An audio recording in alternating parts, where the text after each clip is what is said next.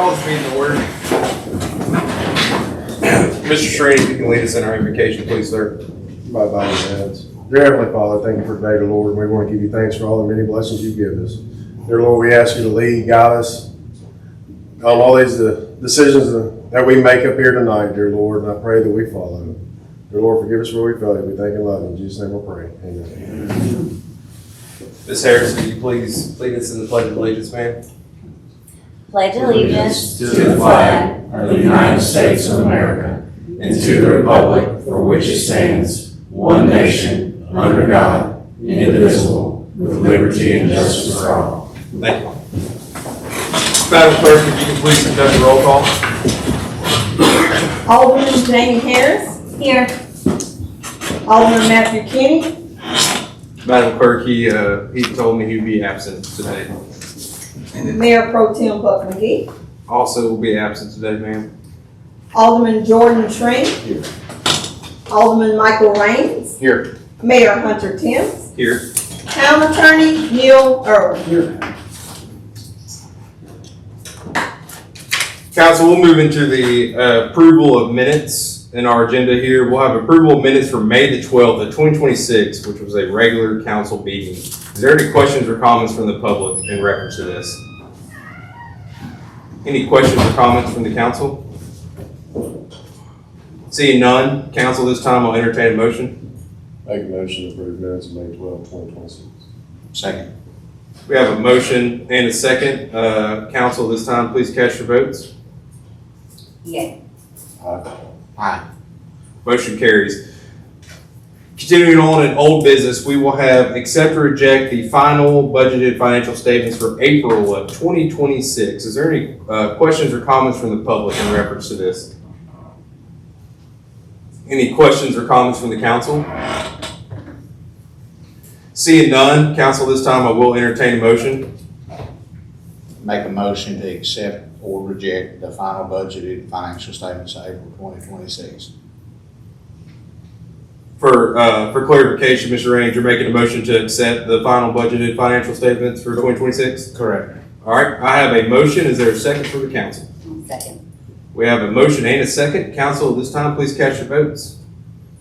Aye. Aye. Aye. Carries. In new business, council, you are currently in possession of the current budget and financial statements for May of 2026. Moving on to agenda item number 2 within new business. So this time we're going to open our public hearing. This is a public hearing for the annexation of more or less 270.587 acre tract of land identified as Bossier Parish Assessor's Parcel ID 117655 and 209082, which is owned by the Grand Cypress Development LLC. This is the tract of land that is just north of us as we sit here. Basically, it's between the Highway 80 corridor and the I-20 corridor, bordered by 157.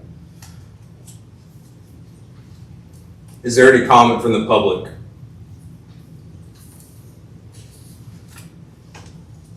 Seeing no comment, Mr. Irwin, you stop me if I screw this up. Are we able to close our public hearing at this time, sir? Yes, sir, you are. All right, got that right. This time we'll be closing the public hearing for the annexation. Moving on to agenda item number 3.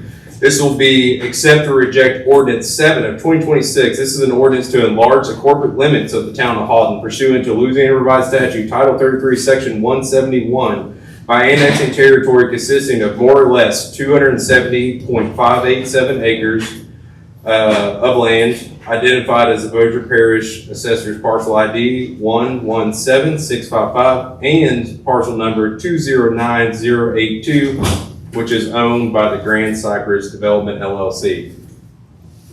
It's exactly what we just had our public hearing on. Is there any questions or comments? And I will allow Mr. Gillis to come up here and speak a little about this. That's a bunch of numbers and IDs and acreage, and so we'll let him give a little bit more context as far as what this tract is. Yeah, so this 270 acres up there, like you said, it's everywhere in that area, just south of Highway 80 all the way to I-20, and then from 157 moving eastward. I just wanted to comment on this real quick and let everyone know it's your package. You see so many documents that are associated with this annexation process, but currently you do not have the tax assessor certificate. I want you to know that I got that today in hand, so I do have that. As far as the registered voter certificate, we're currently in an election cycle, so it will not actually be issued until after the June 27th election. But this is all uninhabited of property, so there should not obviously be any resident voters on that property. But other than that, everything else is fine on the documents that we have there. So I just wanted y'all to be aware of that. Thank you, sir. Is there any questions or comments from the public in reference to ordinance 7 of 2026? Seeing none, is there any questions or comments from the council in reference to ordinance 7 of 2026? Also none. Council, this time I will entertain a motion. Make a motion to set ordinance 7 of 2026. Second. We have a motion and a second. Council, this time please cast your votes. Aye. Aye. Motion carries. Item, excuse me, sir. May I say congratulations to all of you? Oh, Very well, significant. thank you, Mr. Irwin. Yeah, we're excited, as a town. Geographically, it's always been, I-20's been, it's not a barrier. It's really a lifeline to this community. We're so blessed to have that kind of corridor right next to us, but as we're growing our population, and with that comes the demand for all the things we want, the grocery store, the pharmacy, I'd like a dry cleaner to come out here, so I'm hopeful about that. But all these things, whenever we get land that hopefully large in part will have some commercial retail development on there, it's huge. Most importantly, from a quality of life standpoint. So to have something right down the street from us that hopefully will develop and blossom into something that has a lot of resources for all of us who live here, we're excited to see that. So I appreciate that, Mr. Irwin. Item number 4 within new business, we will have accept or reject the 2025 audit report. The Town of Hawden's 2025 audit report prepared by Cook and Morhart CPAs with the consideration of acceptance of the audit report. This time, I will ask Ms. Vicky to please come up here, who administered the audit along with all of her very, very, very hardworking personnel. She had it looked like mayhem back here for a week with all the paperwork and everything we had going on, and so I'm giving you the floor. It was mayhem. It was, that's right. That's all right. I knew it looked like it. All right, good evening. I am here to present the 2025 audit, and as we normally do, we'll start at the back. As you're turning to page 80, let me make sure I'm sorry. Yeah, 84.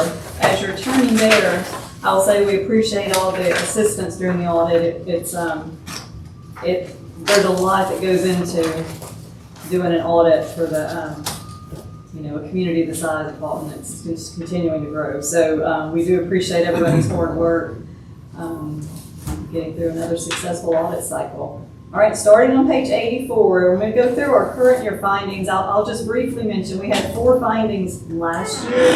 2 of those are repeated this year, and I'll point those out as we go. The other 2 were resolved, so I wasn't going to spend time going over those. But on page 84, we have a finding on your utility fund accounts receivable. This is one of them that's repeated from last year. This is basically a procedural finding. It's about the controls and documenting who's reviewing, who's approving. So it's not a number thing, if you will, that the numbers were wrong. It's an issue of we want to make sure that we have all the reviews in place, everybody cross-checking, and that all that's being documented. So that's the general gist of this finding, including billing adjustments.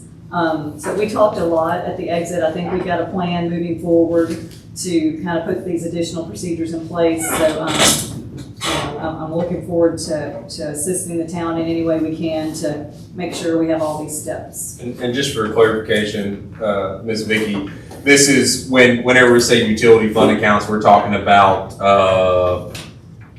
the folks we have up front taking in money and then having those balances and counts conducted by you know, a supervisor, and then, yeah, no, that's pretty much it. So I just want to, just for council's awareness and public alike, that's whenever we're talking about utility, that's going to be the large amount of receiving that we do up front at that front desk up there every day. That's right. That's absolutely right. Okay, page 85, the finding at the top of 85, finding number 2 for this year, interfund transfers. This one was also repeated from the year before. And just to try to simplify this, I'll just say governmental accounting is complex. I know you guys probably know from seeing the monthly financial statements that there's separate funds that are maintained for everything, general fund, water fund, sewer fund, you know. And so the accounting for a lot of transactions has to flow between those funds. And what's not been done is for those, everything's recorded in the proper fund, but that money's not always getting moved, if you will. So payroll, I'll just give that example. Payroll, for instance, gets charged out to all the different funds, but the money isn't always getting physically moved from this bank account to this bank account. So therefore from this fund to this fund. So that's a real oversimplification of this because it is, governmental accounting is very complex in this area. But we just want to make sure that there's a monitoring of that every month, and then whatever the balances are that are due between the funds, just go ahead and move that money each month. And so that's just the part that wasn't being done, and it caused some significant adjustments to be made, so that's why we had to repeat the finding. Does that kind of make sense? Okay, finding 3 at the bottom of the page, or middle of the page, on accounting processes. This one's new this year. We have several issues that we just kind of put together in this one finding called accounting processes. The biggest one is that the bank reconciliations were not prepared timely during the year, and significant adjustments were required to reconcile the bank accounts. Various vendor payables and payroll-related withholdings were not paid and remitted on a timely basis, and then there were some deposits that were also not made timely. So all kind of centered around timeliness on this, and want to make sure that we have procedures in place for each of these items to be done timely, reviewed, you know, kind of have a little checklist. Somebody's making sure these things are being done timely throughout the month, and of course the bank recs on a monthly basis. Any questions on that one? The last finding is on page 86 concerning payroll taxes. This kind of piggybacks off the finding we were just talking about. But there were some payroll taxes that were not paid or remitted timely during 2025. There were some amounts for the third quarter that weren't paid until January of 26, and then there were some amounts for the fourth quarter that weren't remitted until May of 2026. And so we talked a lot about this one as well, and it's just, you just want to have a procedure in place. As soon as you run payroll, you pay the taxes. Run payroll, pay taxes. It's just automatic every time you do a payroll, so that these don't get behind. These will cause some, I already have caused some penalties and interest from the IRS, and there'll be some more of those coming. So that was kind of a biggie with them. So that's an important one to get on top of, which I think you're current now, you know, going to stay on top of it. Okay, that's all the findings. Any questions about those before we get a few numbers? Council, myself, Mr. Gillis and Ms. Sykes have had the benefit of not only being involved in the audit with them, but we've also were able to have an exit interview. So any questions in reference to finding, because Ms. Vicky's got a few different things to go over, you know, ask that now as well to myself too. If there's anything that you have there, it's a perfect time to get the clarification. And as always, as we continue on, we have, like I said, my questions are zero along with my administration, because we've had the benefit of having all this time and actually already were planning this out on what we're doing to correct it, and some things we've already jumped on prior to even having that meeting to get this corrected. So as always, anything operationally that, you know, as y'all dig into this and have questions, you can come to me, but I'm certainly not claiming that I can answer anything as well as Miss Vicky, so you got her here right in front of you. But if not, like she said, she's always available. Her and her team's great if we, you know, we circle back on anything, but in more depth, we can explain some of the procedures that we've all already implemented and got going, so. We'd be glad to, as y'all put new procedures in place, you want us to review them, hey, is this a good check and balance? We're always available for that. Okay, let's look at a few numbers. Look at page 63, please. This is a good page. We get all the findings, we're on a good page. This is a budget schedule for your general fund. And if you look at the third column, that's your actual results for the year. You go 3 rows up from the bottom, you'll see that you've increased your fund balance by $615,000. Your expenditures came in about $340,000 lower than budget. Revenues were $28,000 higher, so pretty much right on the money on the revenue budget. This is a good page. I say this is a good page because I was here when this page was a little more bleak years ago. And so it's good to have this general fund continuing to grow. We're very conservative and we like to see some savings there to handle the things that are going to come up at some point, because they will. And so this is good to see the general fund continuing to go in this direction. Okay, let's look at page 21 for your utility funds, which is water, sewer, and sanitation. And this is probably the most important page in the audit if you want to like dog ear it, or this is the one that you'll want to we're going to spend a little bit of time on. So, I go through this same still each year. So we're going to start with the top section. It shows what you generated from operations during the year. This is just your normal routine billings and normal operating costs. So it doesn't include any big projects. Okay, and so water fund, we're just going to work down the water column first. The water fund generated $258,000, just under $259,000. Now, you want that number to be high enough to cover any projects, capital needs, project type expenditures that are not going to be covered by a grant. If you follow this column all the way down to the middle of the page, you kind of had a break-even year on water, just because you did have some grant funds that came in. So you increased cash by $15,000. That's not a lot. That's barely breaking even. Sewer fund is where I really want us to look. If you see the top section, you generated $165,000. That has to be enough, again, to pay for any capital needs that aren't covered with grants. Also, it has to be enough to pay the principal and interest on your debt, okay? So let's just kind of walk down that column. If you see in the second section, you do have an ad valorem tax that's dedicated to sewer, and so that generates another $274,000, which is good. But now let's look at the third section, and you can see that your principal and interest on your debt, and a little bit of capital assets on that column, but so you spent $504,000 in that area. So that's a lot of numbers to say our sewer system, we're not generating enough to cover our capital needs and our debt payments. So this is, and water is just barely breaking. And that's just this year, just barely broke even because you didn't have any major projects that weren't covered by grants. That fluctuates from year to year, as y'all know. So I know we've talked about it, and I'll just kind of sound like a broken record again, but it's, we need to look at some rate increases. It's time to take a look at that. As you grow, there's just a lot of expense that comes with that as you continue to grow. And everybody sitting up here, with the exception of Mr. Irwin, so myself included here,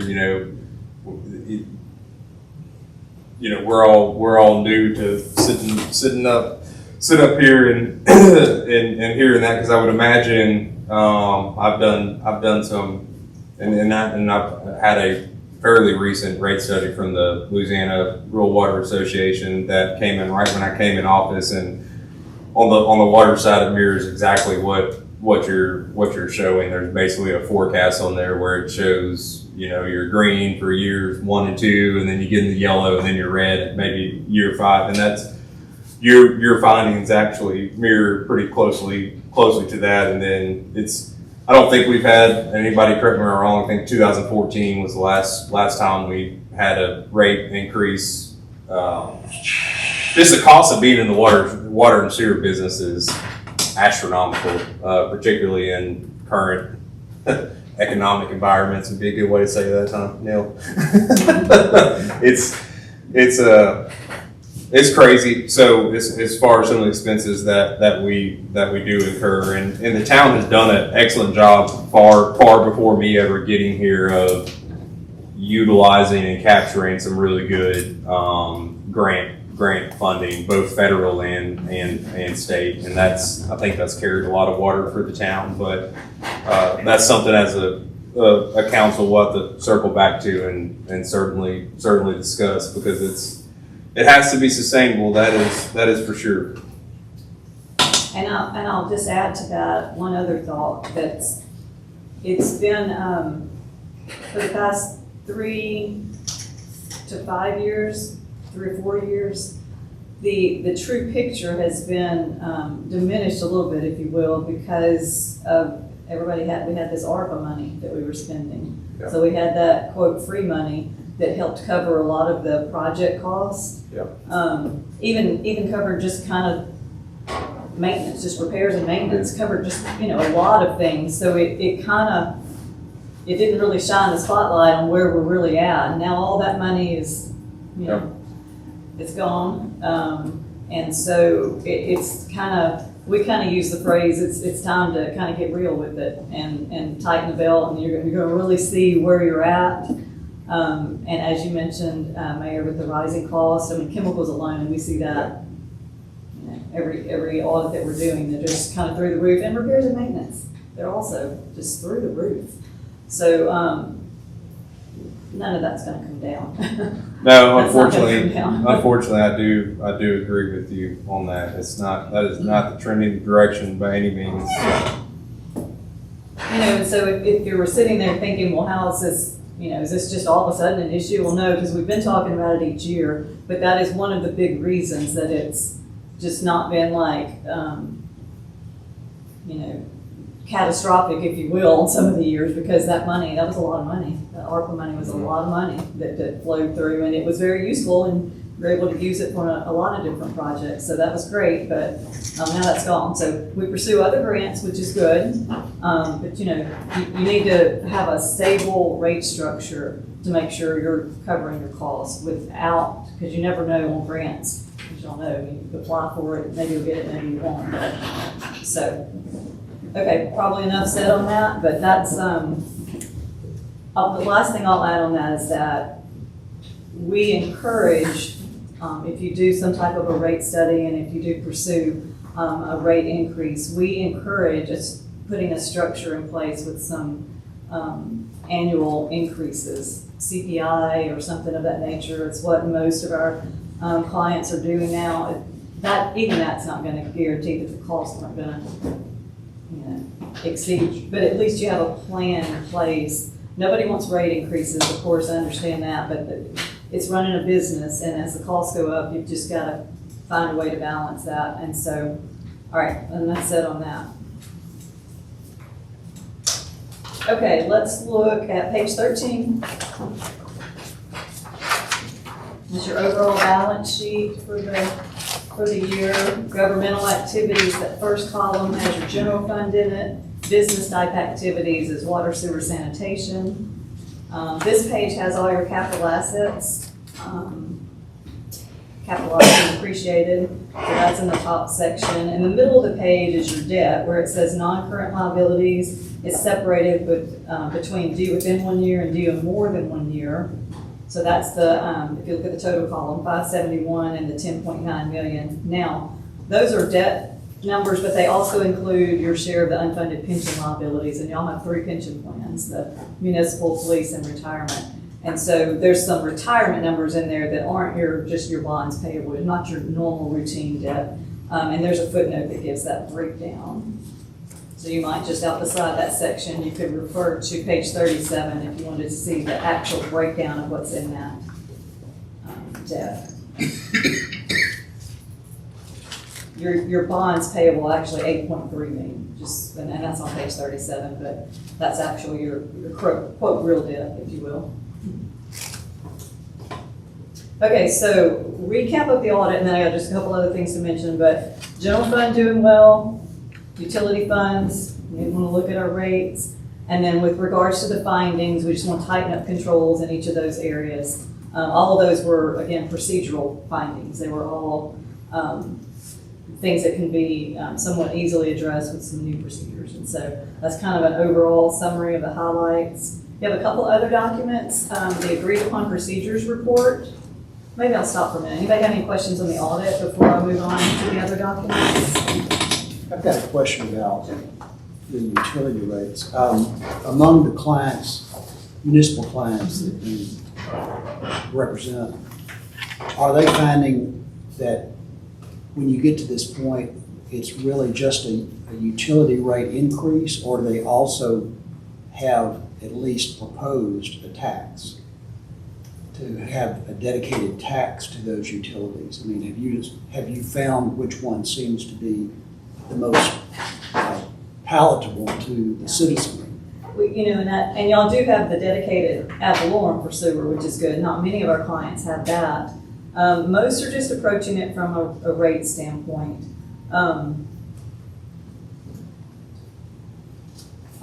I don't think I was trying to think of off the top of my head. I don't think we have any clients who have any portion of a sales tax dedicated to it, which, sales tax is where the money is.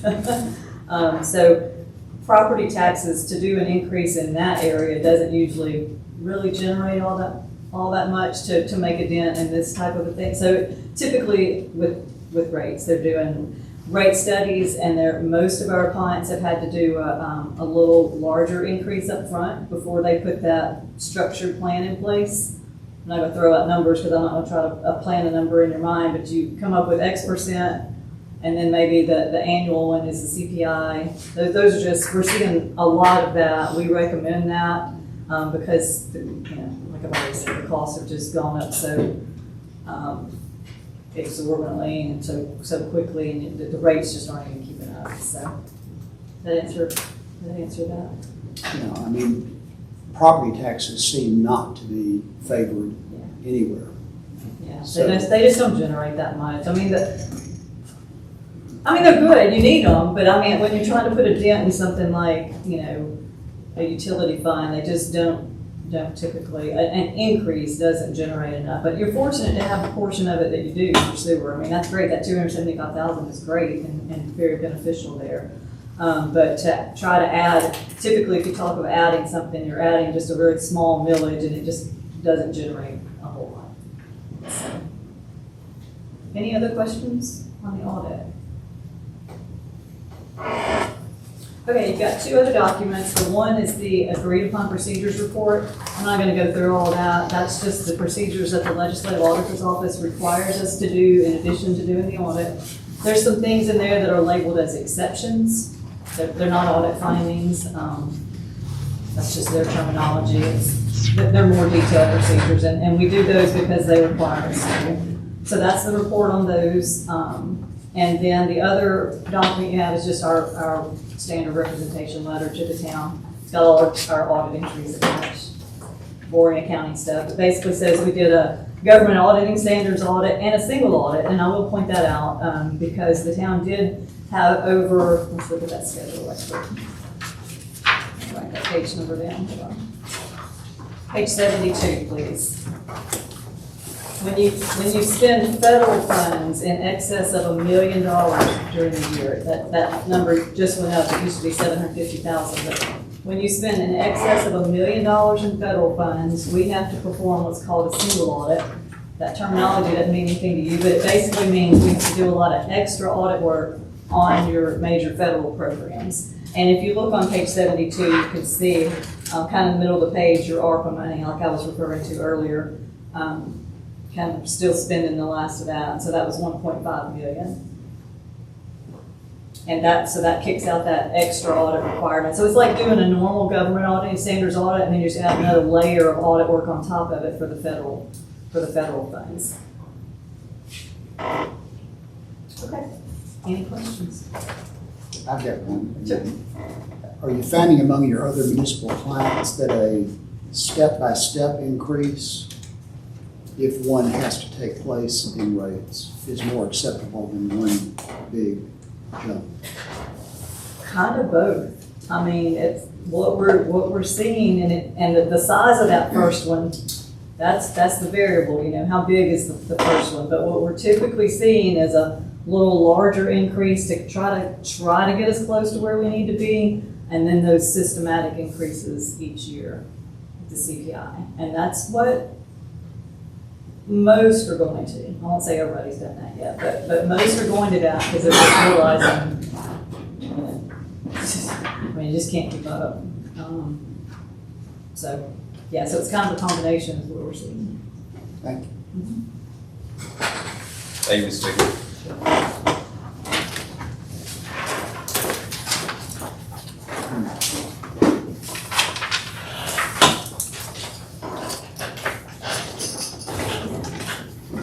Is there any questions or comments from the public in reference to the 2025 audit report? Is there any further questions and comments from the council in reference to the 2025 audit report? Okay, on agenda item number 4, council, at this time I will entertain a motion. I'll make a motion to accept. Second. We have a motion and a second for acceptance of the 2025 audit report. Council, this time please cast your votes. Aye. Aye. Motion carries. Continue on through new business, agenda item number 5. This will be accept or reject resolution 22 of 2026. This is a resolution appointing town clerk Ms. Lori Seitz as the tax collector for the town of Houghton pursuant to the Larson Act, which is a Louisiana Revised Statute, Title 33, Section 321. Pretty well, and Mr. Gillis can speak at any point if he wants on this, pretty well formality here. Correct. This is just something, a big deal that we're doing right now in town halls. We're going through and trying to find, just like Ms. Vicky was alluding to, some of the procedural things that may or may not have been done in the past. I couldn't find anything where the tax collector has officially been appointed, and we have a compliance coordinator that we're working with as well. And so that needs to be done here. Typically, it's, the town clerk and a lot of municipalities are appointed that position, so that strictly is really just a formality to abide by the Larson Act. Thank you. With that being said, is there any questions or comments from the public in reference to resolution 22 of 2026? Any questions or comments from the council? Seeing none, council, this time I will entertain a motion. Make a motion to accept resolution 22 of 2026. Second. We have a motion and a second. Council, this time please cast your votes. Aye. Aye. Motion carries. Congratulations, Madam Clerk. You officially, on paper, have another job. So good job. Thank you. Tastes the same. Hate to tell you that. Council, next up, we'll have agenda item number 6, a new business. This will be adopt resolution 23 of 2026. This is a resolution adopting the millages levied on the 2026 tax roll on all properties subject to taxation by the town of Houghton. Mr. Gillis, you can come back up here again. I'll speak a little bit to this. I think it was pretty, I'm sure you found it ironic as well, although Ms. Vicky's gone, and her correspondence there, she was speaking to the impact of property tax whenever we're dealing with these expenses such as sewer and utilities, and how little impact it has that on actual dollars coming in. If you look at our revenues that come into the town, it is so far on the bottom of the list of what they actually generate. It's you would be surprised. So she was spot on with that. That's something me and Tyler quickly identified as we were kind of going through everything when we first got in the office here. And with that being said, we are currently the lowest municipal property tax in Bossier Parish. It costs you more to live in a field in unincorporated Elm Grove or somewhere north on Bellevue. It actually costs you more from a property tax standpoint. We've had that title for actually a little bit now, but I'm proud to say I think when I came in office, I think we were a little bit over 13 and a half, somewhere in that ballpark on our millages.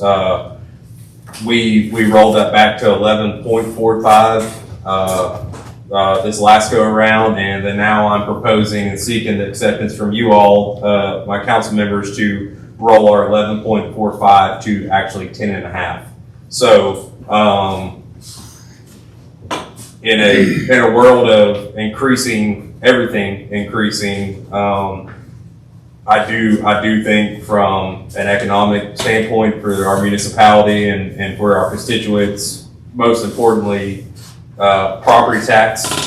As a conservative, I don't think property tax is where I like to find our revenue streams. I believe in fair consumer-based taxes. Hey, if you got the money and you want to go buy the steak dinner, you can go do it. But if not, and you want to stay home and eat something out of the fridge that didn't have to cost you anything. And so property taxes as a conservative is something that my full intentions are to do this every year to keep it going back until hopefully one day where they don't exist anymore within the town of Houghton. That's my ultimate goal. So it's just, it's a second step in the direction that we've had. We're kind of chipping away at it. And so Tyler, if you have any more insight on that. I do. I just want to comment on it, on the fact, number one is Vicky just said when we're talking about the millage, we have the dedicated 7.5 to sewer, and then right now we have the 3.96 to general millage. So what we're actually lowering is the general millage from 3.96 down to 3, which would give us the total of 10.5.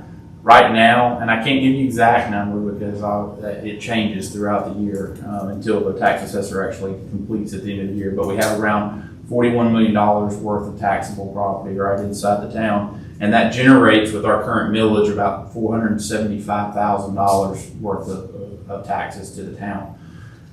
So by us alleviating, or by rolling this back and lowering this cost, we should, it would generate around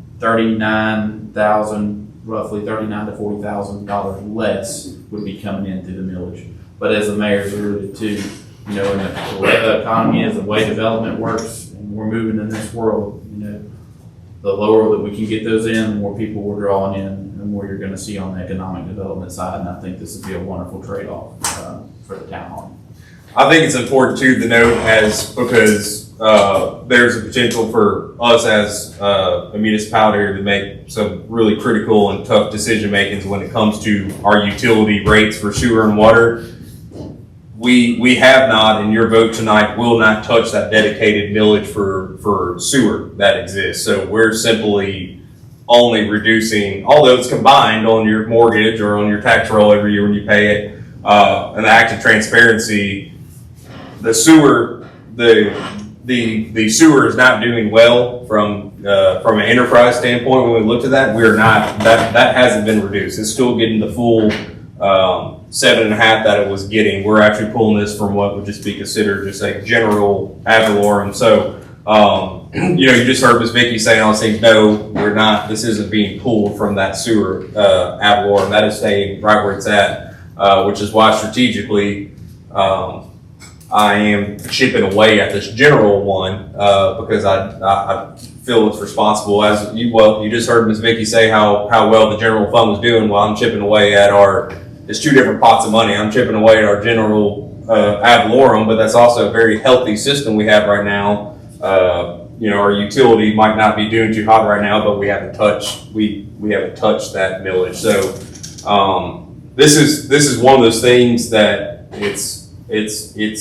small in nature, but these are the things that when your escrow balances get redone in January, it does pop up on your mortgage statement, and it might not be a ton of money, but it's going to be reduced when your mortgage company, readjusts your municipal taxes, or when you cut that check in November or December at the end of the year. And so, like I said, I do truly believe being the lowest tax burden we can have as true conservatives, I think that gets paid back to us in tenfold by the investment that comes into our community. So, with that being said, is there any questions or comments from the public in reference to this resolution 23 of 2026?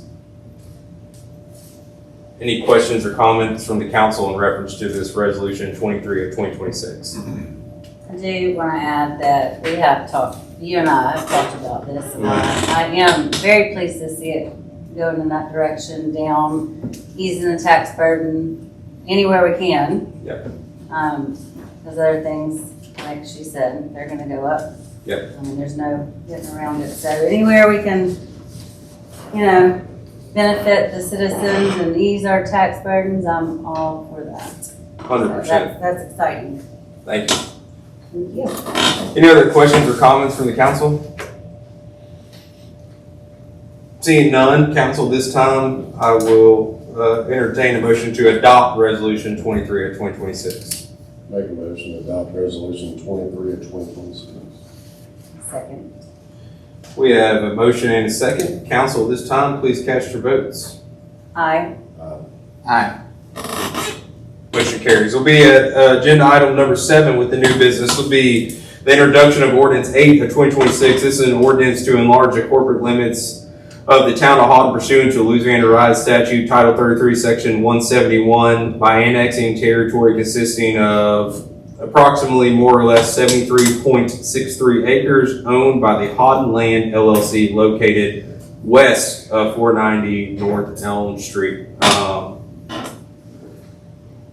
Tyler, in this one, I want you to help me out to be specific geographically. I know this is Mr. Prince's property, but this is Just west of everything behind the pilot, there's got about 4 or 5 different tracts of land, totals.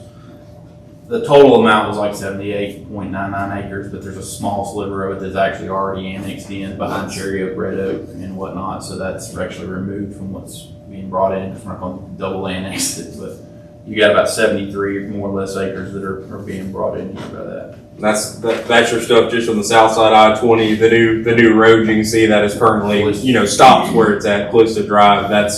That for a geographical landmark, that would be a good barrier to say shoot straight down that road that's not completed yet. Please don't drive down it yet. But if you sat there and looked at it, that's just, if we're looking on a map, that would give you a good idea of what that is. And probably myself, up until a while back, I would have assumed that was already within the municipal limits of Houghton, but actually it's not. So with that being said, is there any questions or comments from the public in reference to ordinance 8 of 2026?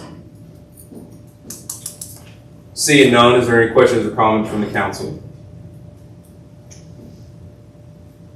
Also none, council, this time while we're It's just introducing. Oh, we're introducing it because we got an ordinance, excuse me. Look at that. Everything else I had has been a vote. All right, that's been introduced. We'll be continuing on to agenda item number 8, which would also be the introduction of an ordinance, which is ordinance number 9 of 2026. This is an ordinance setting the pay for the Houghton Court Magistrate. And Chief Gibson or Chief Freeman's welcome to speak on this a little bit. I did sit down with both the chiefs. Cody Boyd, that's what, probably since January of 2025, I think, maybe right in February. Mr. Boyd has been acting as our magistrate for our mayor's court, and that was typically 1 day a month in the past, Chief. Yes, that's right.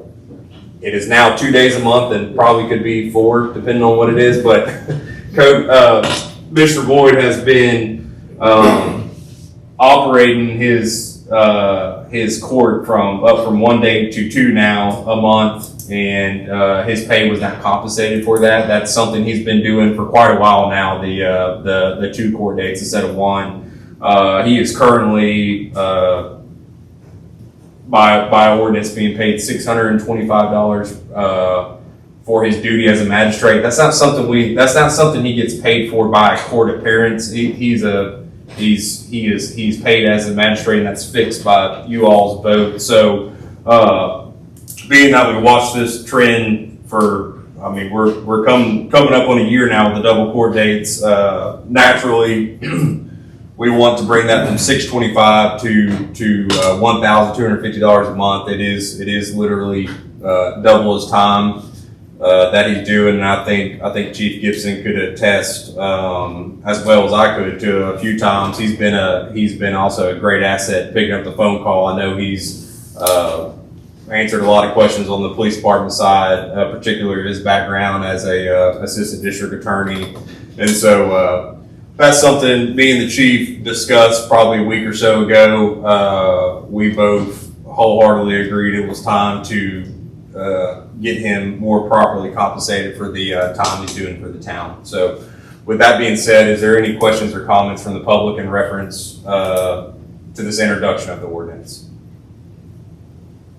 Seeing none, council, do you have any statements or questions in reference to that?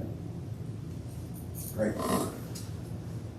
Going on to new business, we'll be at item number 9. This will be accept or reject resolution 24 of 2026. This is a resolution of intent to annex property within Bossier Parish, Louisiana by the town of Haughty, consisting of a tract or parcel of land containing more or less 4.5 acres, bearing the address of 442 North Elm Street. Geographically, the last land we just talked about, we would be south of that a little bit. This would be south and, well, really just east of it. So it's really kind of between the Prince property and the houses currently on 157. So Mr. Washington lives, it's a single residence. He lives there, he lives there by himself. He's wanting to be annexed into the city limits. The main thing I just want you to be aware of that we will have to take care of this.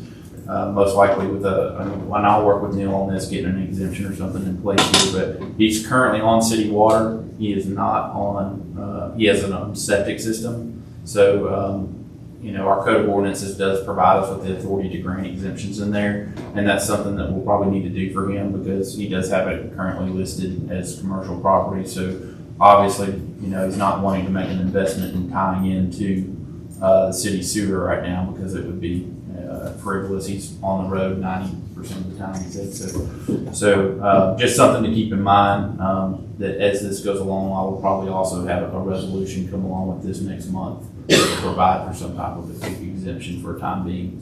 So unless there's some type of change or something made to the property. Thank you.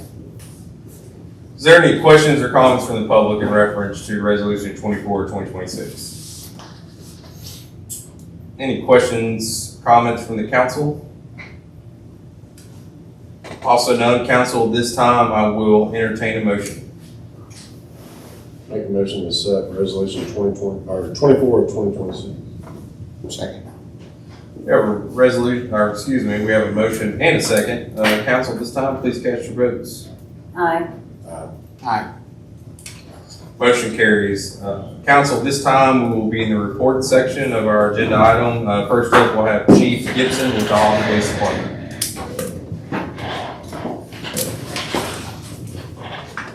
Good evening, everyone. Good evening. All right, for May, excuse me, we had 203 service calls, 42 written reports, 9 crash reports, 306 citations issued, 2 domestic violence calls, 42 arrests, 11 were felonies, 28 of those are drug charges, and 1 DWI arrest.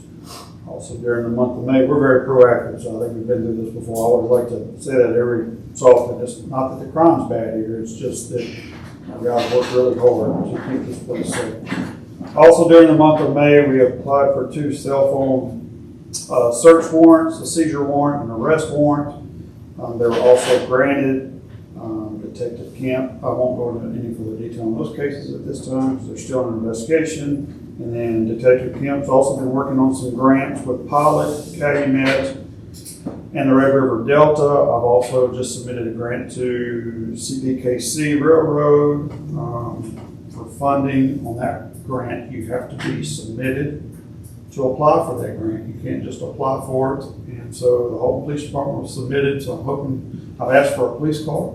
So our funding for it to help us purchase a new police car. And so I'll update y'all once we know more on that.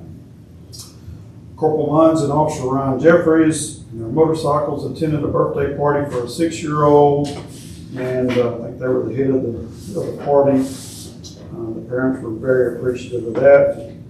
And then the officers also completed 100 hours of the Louisiana Highway Safety Commission with the quicker ticket. And that report and grant has been submitted and approved by LHSC. And I think that's all I have. Unless y'all have any questions. Thank you, Chief. Thank you all. Next up, we'll have Chief Holland with the Holland Fire Department.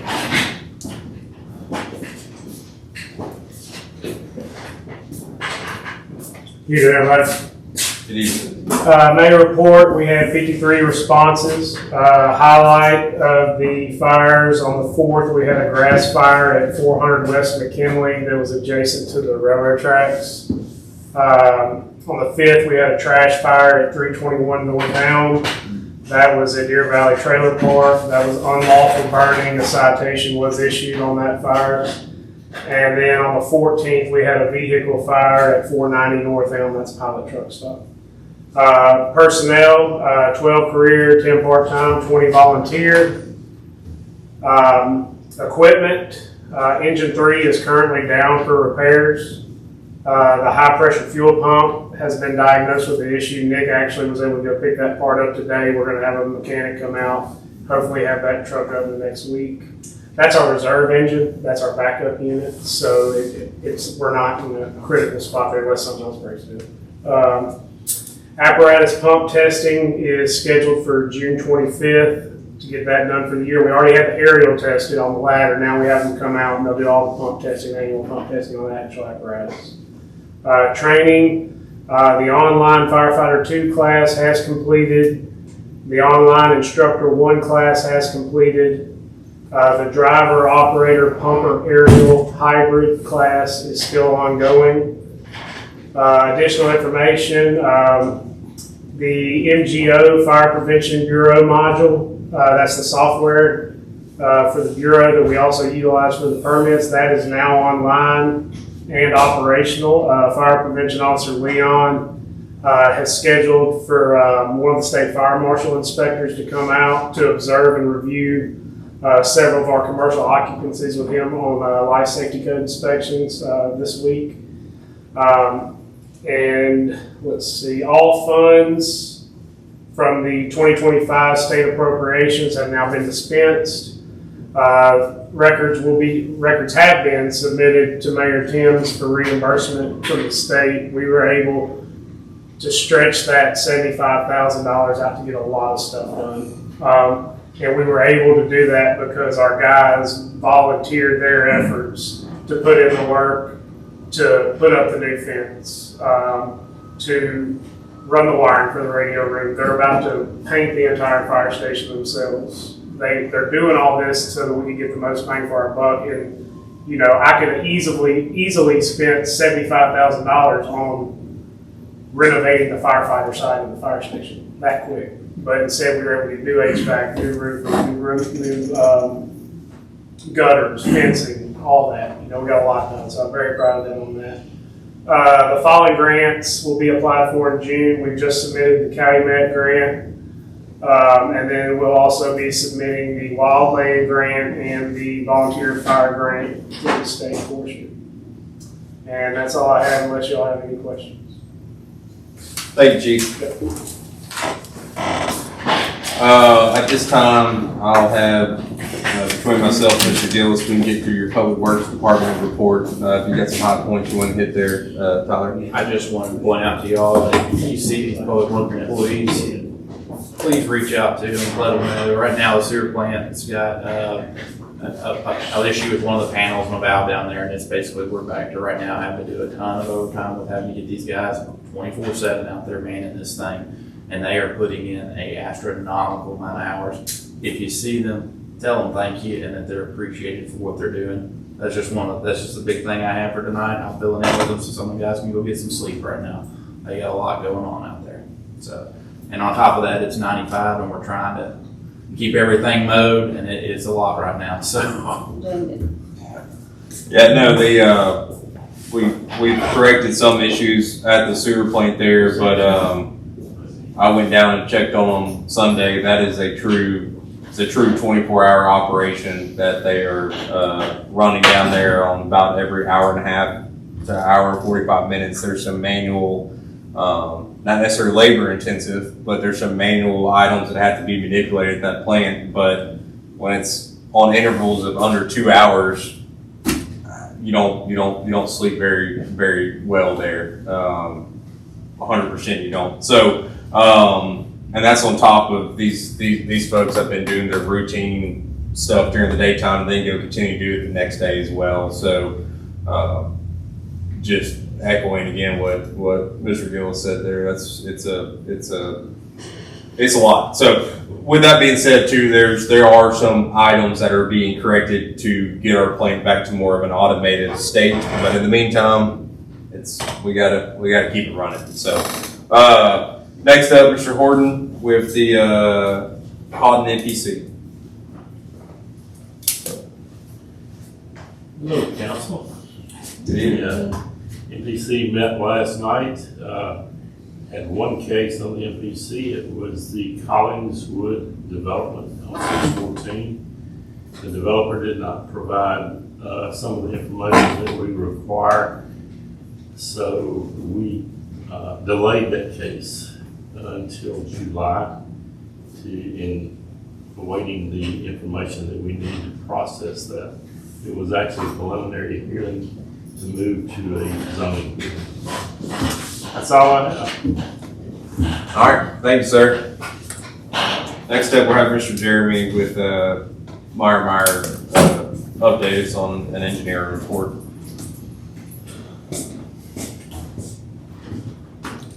Good news, this month doesn't have many major updates. All the projects that we're involved with are running smoothly right now, so nothing major to report. They're going well and on schedule. Awesome. I'm not sure what side of the house the elevated tank's on. Those guys have been out there working 7 days a week. It seems like they probably got back on schedule there, you think? They're waiting on the x-ray and Yeah. that was holding them up, but they're still within schedule. Yeah, that's what I thought, because I know we had a few hiccups, but it seems like they're moving along pretty good, so, great. You have any questions? No, sir, thank you. Madam Clerk, do you have any announcements you'd like to make, ma'am? No, Mayor. Mr. Irwin? Well, with reannexations, Houghton is definitely growing. That's right. Congratulations. Thank you, sir. I appreciate that. Council members, any comments you all would like to make? Seeing none. Council, does anyone have an objection to me adjourning this meeting? No objection? Meeting adjourned. Thank you.